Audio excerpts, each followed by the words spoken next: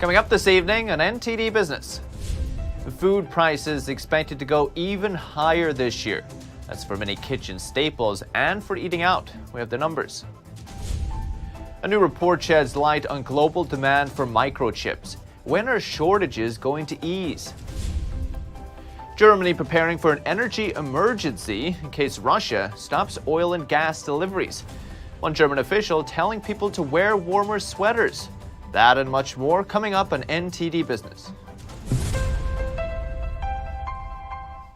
Great to have you with us. Paul Graney here, live from New York City. I wish I had good news for your wallet, but I don't. Food prices expected to keep going up.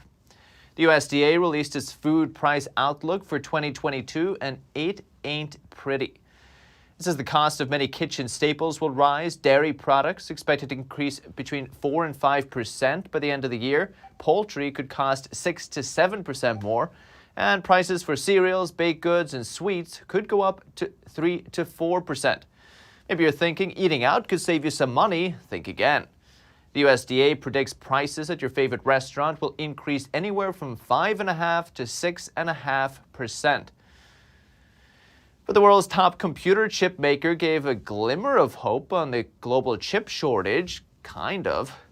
The shortage is already keeping products off the shelf and pushing the price of others up. But TSMC says demand for certain types of chips is slowing down a little. NTD's Don Ma reports. The world's biggest contract chip maker, TSMC, says chip demand for certain products is showing signs of slowing down. TSMC told Nikkei Asia the slowdown is in devices like smartphones, personal computers, and TVs. That's especially true in China, amid a surge in virus cases and pandemic restrictions. China holds half of the global chip market. Demand in products like PCs, smartphones, and TVs have been affected. Senior equity analyst Dan Ives says, in general, the demand for chips is still strong. Overall demand's pretty robust. There's pockets that you're seeing isolated weakness, but overall the trend continues to be higher. Demand's outstripping supply by about 30% globally. If demand is outstripping supply, what does that mean for product prices and consumers? Yeah, average price is going to go about 2 to 3% across autos and across electronics as we go through the summer timeframe. This is going to clearly get past the consumers. So how long will the chip shortage last? I think we start to normalize to pre-pandemic levels probably by latter 2022. I think that's where we start to normalize into the first half 23. Ives says an important factor impacting the chip shortage is COVID issues in Asia. That's because a lot of supplies come from there. Don Ma, NTD News. To get around those production problems in Asia, Congress is working on a bill that would boost American chip production. It's part of the Competes Act. It's a major bill that lawmakers say would help America compete with China. Passed the Senate this week. Now it's heading back to the House for revision before going to the president's desk. The multi-billion-dollar bill was initially designed to support the U.S. tech industry, especially the semiconductor sector. Supporters of the bill say it'll promote American innovation in areas like 5G and artificial intelligence, creating jobs and lowering costs for Americans.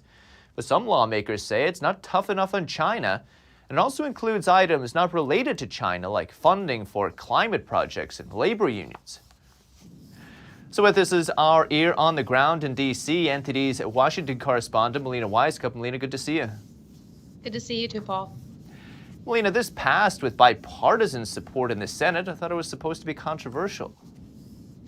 Well, it's important to remember that it didn't pass with overwhelming bipartisan support. There were less than 20 Republican senators who voted yes for this, and there was even much more Republican opposition in the House. And that's because some Republicans say that this bill does contain some progressive items that aren't directly related to competing with China. So there's funding for green energy projects and even some funding for social welfare programs like helping Americans with childcare costs.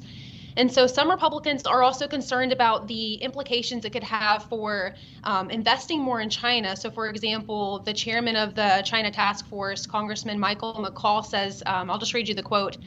it could send U.S. taxpayer money to fund green energy projects built on Chinese Communist Party's genocide against its own people. Now, what McCall's likely referring to with that is the slave labor, because there have been reports that producing products like solar panels have been produced through slave labor. So that's likely what he's referring to there. So this is not going to help the U.S. compete with China?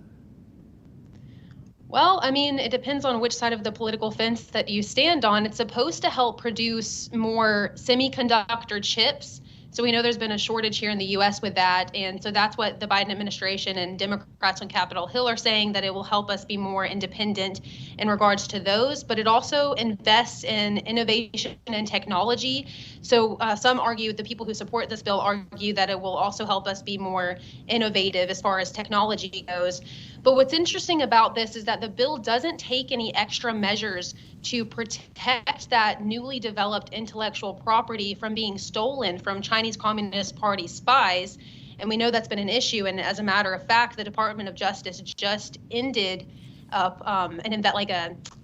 ended something that was geared towards kind of cracking down on those Chinese Communist Party spies. Right. And also, it's kind of interesting to keep in mind that this bill does call to crack down on China's human rights abuses of Uyghurs, but it also calls for increased cooperation with China to fight climate change. Right.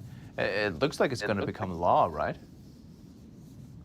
Well, maybe after a few changes. So right now, the process is that it's in this, it passed the Senate, a measure passed the Senate, not technically the bill, but a measure passed the Senate to go to the House. So what will happen now is that the House and the Senate will come together, reconcile the differences, and come up with a final version to get to Biden's desk. And considering that we did see enough Republican support to pass this measure, that does indicate that it's very likely to get to Biden's desk. And in a word, Melina, are we seeing more talk or more airtime around concerns about domestic production since the war began? Well, in a way, yes, but they're mostly when it comes to U.S. production, they're mainly focused on oil. When it comes to the war, most of Congress is wrapped up in trying to get more aid to Ukraine to help them fight the war. The only talk I've heard of production, increasing U.S. production, is revolving around oil, but not necessarily like any other initiatives to support our manufacturing gear. Melina Wisecup in D.C., appreciate it. Thank you. Thank you, Paul. One thing that may be holding back American domestic manufacturing is a strong American dollar. Yeah, you heard me, a strong U.S. dollar. Now, it's not strong against the things you're buying at the store, that's for sure. But believe it or not, it is getting stronger against most of the world's major currencies like the euro, the Japanese yen, or the UK pound. The dollar is 5% stronger than this time last year, according to the DXY index. And countries like China keep their currency artificially low, so their exports are relatively cheaper. This allows them to win business against other countries with stronger currencies. It's also attractive for businesses because wages and other local costs are relatively cheaper in a country with a weak currency. Some economists say the dollar's position as the world's reserve currency has ensured its strength, but that strength has cost U.S. domestic manufacturing. I asked senior analyst at FX Street, Joseph Trevisani, why the dollar is rising so much despite all the money printing we've seen. That's true, but on the other hand, you have the Fed, the most aggressive it's been in practically a generation as far as countering inflation. I mean, if specifically versus the Japanese yen, you have a much higher increase, much greater increase in U.S. Treasury rates than you do in Japanese JGB rates, the government bond rates. And that accounts for a lot of it. It almost parallels the move in the currency and in the Treasury rates. You think it's purely monetary policy rather than anything business related or otherwise? Well, businesses, the U.S. economy has always been far more flexible, and certainly in the past generation, it's had much greater growth rates than Japan. That is something which is still expected across the board versus Europe and versus Japan. So that's part of it. As the economy grows, it's expected that it will grow faster here. So you combine the two, and you have a pretty strong ascent for the U.S. dollar. You think the calls for the death of the dollar, the end of the dollar, a little overflated? The end of the dollar has been overstated. I suppose we could quote the old Mark Twain, it's been reported but not true. You're going to get the same thing now. Every time there is a international situation where the dollar is favored, you often get people saying, well, maybe we'll move to the euro, maybe we'll move to the yuan, maybe we'll move to the ruble. None of that has happened. The reasons for the yuan and the ruble not being adopted are because the governments there are not very open, so you don't know where your money's going to be. The reason for the euro is a little different because they have much shallower local bond markets and the treasury market still dominates. But I don't think we're going to get away from the dollar just yet. What does a strong dollar mean for the inflation outlook here in the States? Well, it helps with the inflation a bit because when you have to buy overseas products, be they manufactured products or raw materials, the dollar buys more of them. But the problem is that the U.S. inflation rate is not being driven from overseas. It's largely being driven domestically. And for that, the dollar doesn't really have much to say. In what way? Can you expand on that? Well, because if inflation rates are going up here, say they're being driven by wage increases, that's one side of it. The other side are commercial products that are much higher. Those things don't change because the dollar is in an ascent against foreign currencies. That doesn't really help very much locally. That's the main reason. The amount of inflation that has come from sourcing resources overseas, raw materials, is small compared to the domestic inflation factor from simply having too much money running around the country. Very good. Joseph Trevisani, FX Street. Appreciate it. Thank you. A strong dollar may help with inflation, but you'll know from your trips to the store, it's not helping enough. Landlords and property management companies are paying more for things now too. Is that why your rent's gone up so much? NTD's Phil Zoe has more. Sometimes you just can't find what you need out there. Property manager Steve Shaw oversees 70 properties in the Chicago area. He says it's very difficult to find people to do any work. The cost of labor has increased so much, it seems like people just aren't motivated to work as hard. Shaw says one worker who's been with him for 30 years is charging double for labor, but doing only a fraction of the work that he used to. I do some smaller scale construction projects for myself, and the costs have more than doubled. So when you look at it at the end, you question whether you're going to make any profit at all. Rents are up 17% in the last year, while home prices are up nearly 20%.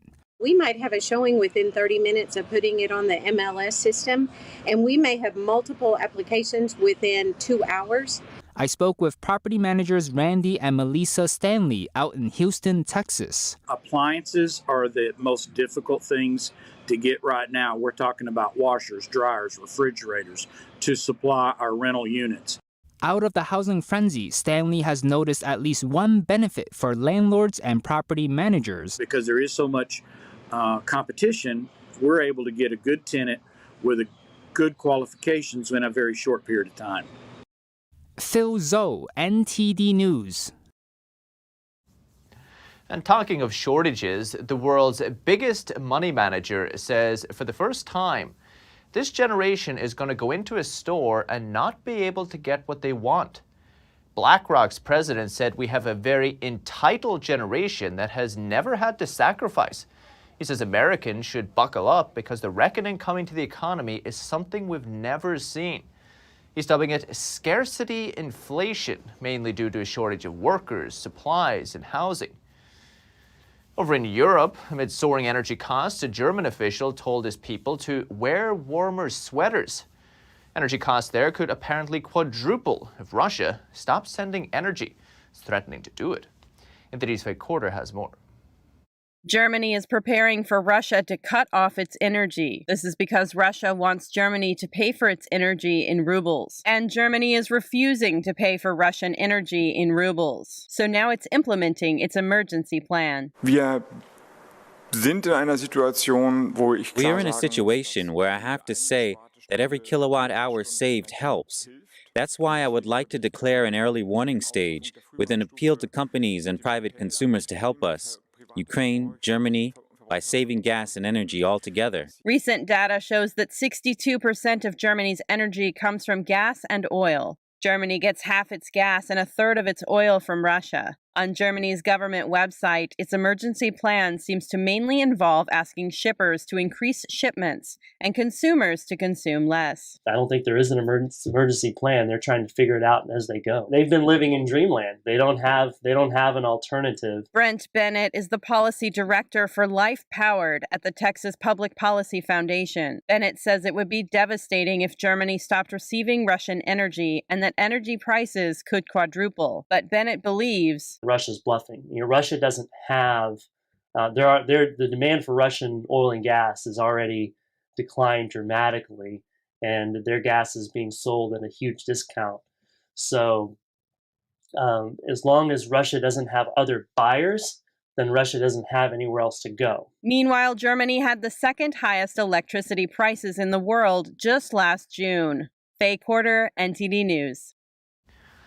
But a new report suggests, quote, clean energy generated 38% of the world's electricity in 2021.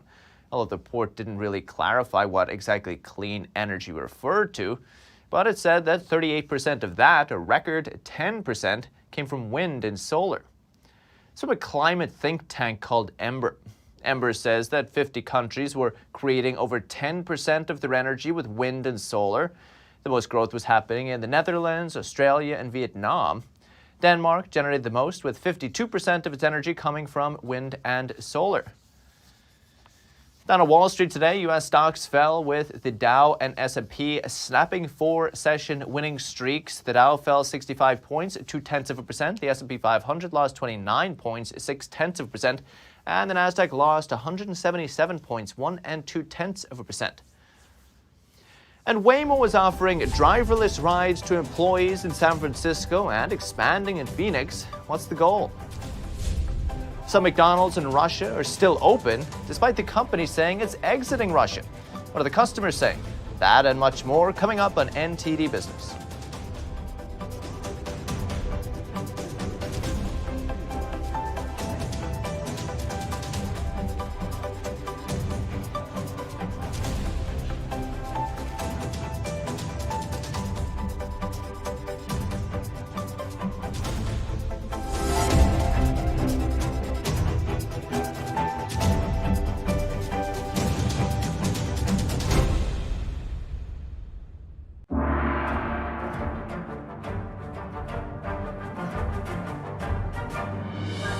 The performance was enchanting. I feel better about the world. I feel uplifted. It touches you. It really does. The expertise of the dancers was really, really strong. To know that it was live music was really fantastic.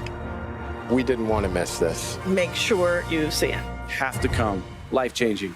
Coming to Stamford Palace Theater and NJPAC from March 31st. Secure, the true solution for your digital privacy and security. Secure is a private and secure messaging and email solution hosted in Switzerland, using military-grade encryption and Swiss privacy laws, giving you true privacy. Secure is 100% private and does not collect or sell any of your personal data. Secure's Helix technology connects you securely to our Swiss servers without the need of a VPN, guaranteeing privacy and security for all your communications. Secure Messenger doesn't require your phone number or any personal data that hackers target. Chat by Invites allows you to chat privately and securely with anyone outside of your secure network without the need for others to download Secure. Secure Send offers you a private and secure way to email anyone outside of Secure. You won't find this level of privacy or security on any other email or instant messaging application. Visit secure.com. Regain and protect your privacy today. Presenting the heritage of traditional Chinese martial arts, promoting martial ethics and reviving the true tradition. The 2022 NTD International Traditional Chinese Martial Arts Competition preliminaries will be held in New York and Taiwan. On August 28th, the finals will be broadcast live online worldwide. Registration hotline 188-477-9228. For more information, please visit martialarts.ntdtv.com.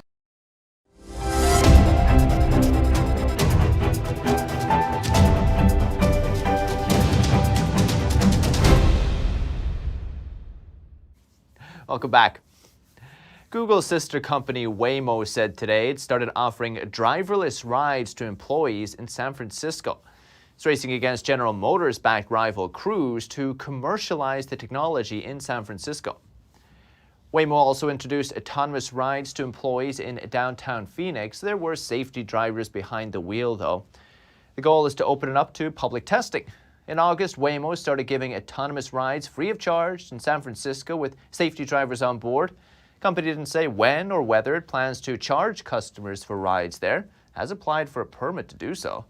Cruise is aiming this year to offer a middle-of-the-night paid driverless offering in San Francisco. And Airbus says its A380 jet has completed 2 trial flights powered by cooking oil. Flights took place in France. The test plane finished a 3-hour flight on Friday. The super jumbo jet had a second test flight yesterday. It was powered by sustainable aviation fuel, or SAF, made predominantly of used cooking oil and waste fats. Airbus has already tested SAF on an A350 and an A319. Hopes to get the aircraft certified to fly on SAF by the end of the decade. Airbus planes can currently be powered by up to 50% SAF blended with traditional kerosene. Fuel is already being used in limited amounts by some airlines. SAF claims carbon neutrality because the CO2 that's absorbed while the organic ingredients are being grown. But it is expensive, so the alternative fuel probably won't be widely used anytime soon. Here's something to discuss at your next wine and cheese party. Wayward Spirit, a California company, is turning cheese byproducts into alcohol. Whey is the liquid that comes from curdled milk and strained milk. U.S. cheesemakers produced 100 billion pounds of whey in 2020. Wayward ferments the whey so that it can be used as a drink. Ben & Jerry's joined forces with the distiller and is now using Wayward Whey in its Dublin mudslide ice cream. Wayward officials say they've so far processed 500,000 pounds of whey that otherwise would have been wasted. And some American businesses are protesting the invasion of Ukraine by closing shop in Russia, but it's proven to be easier said than done. Some McDonald's franchise operations have remained open. NTD's Sean Marshall has more. Russians can still enjoy McDonald's in some franchise outlets, despite the fast food chain recently announcing it had temporarily closed 850 locations. According to Russian media, over 100 restaurants are still open as some franchise owners have refused to stop serving customers. Some of the restaurants are located in train stations and airports. It's business as usual at McDonald's in Moscow's Leningradsky train station. Nothing has changed for us. We are a franchise organization. We work the same as before. We are going to work tomorrow. McDonald's has yet to explain why these locations remain open after their public announcement on March 8th that they would close all 850 locations in protest of the invasion of Ukraine. Many customers are happy to still be able to get their favorite classics. We love McDonald's very much. It's our favorite food establishment. We came here because it's open. The flavors changed a little bit, but they saved the main ones, the burgers and fries I used to eat when I was a child. McDonald's isn't the only fast food chain that has been getting heat for still having their restaurants open in Russia. Burger King, Subway, and KFC also discontinued corporate operations, but their franchise-owned locations still remain open. Sean Marshall, NTD News. And one Russian in Serbia has opened his hotel up to Ukrainian refugees. He says he wants to help those fleeing the war. Lisa Bernhardt reports. Russian hotel owner Mikhail Golubtsov says it was partly shame that prompted him to turn his cozy country inn, nestled in the hills of central Serbia, into a refuge for Ukrainians fleeing Russia's invasion. At first, I was in shock and I was so ashamed. For some time, I could not speak Russian. But when guests arrived and they spoke Russian to me, I spoke Russian as well. I think the only thing I can do now is to help Ukrainians somehow. Many Ukrainian families have been torn apart. with most men aged 18 to 60 banned from leaving Ukraine as they may be called to fight in a war that since its start 1 month ago has killed thousands of civilians. Ukrainian English teacher and mother of 3, Olga Manmar, is one of the so far 34 refugees who have found a safe haven at the hotel, having entered Serbia via Romania. And I don't know how this magic works. You cross the border, it's the same planet, but crossing the border you feel safe. And it's mad feeling, it's the same, same air, same ground. You look around, but you cross the border and you feel safe. But you feel so sorry about those who haven't crossed the border. That was very painful. The men cannot, cross the border, so they would drive, and then. Manmar traveled with her friend Anna Nitsogorodova, a Russian married to a Ukrainian who had been living in Kiev for the past 15 years. Nitsogorodova, whose 2 children are also with her, said she felt nothing when she arrived. In your mind, you understand that everything around you is very beautiful and very quiet, but you do not feel beauty, nothing. You simply want to cover yourself with a blanket for some time. I think we have all felt that because my children, it was like that. They lay down, wrapped themselves in blankets, looked at their phones, and did not want to go anywhere.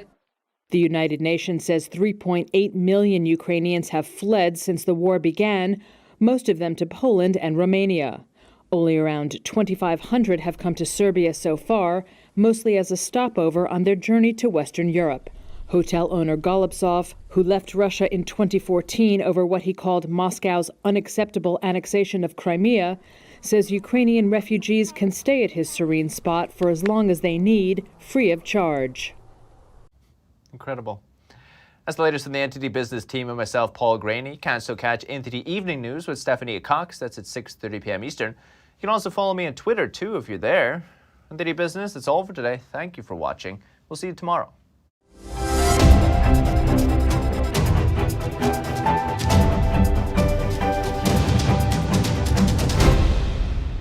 Thanks for watching us on YouTube. Did you know YouTube only keeps selective videos on its platform? So if you want to make sure you get the full picture, just subscribe to our newsletter. Go to newsletter.ntd.com and sign up. It's free.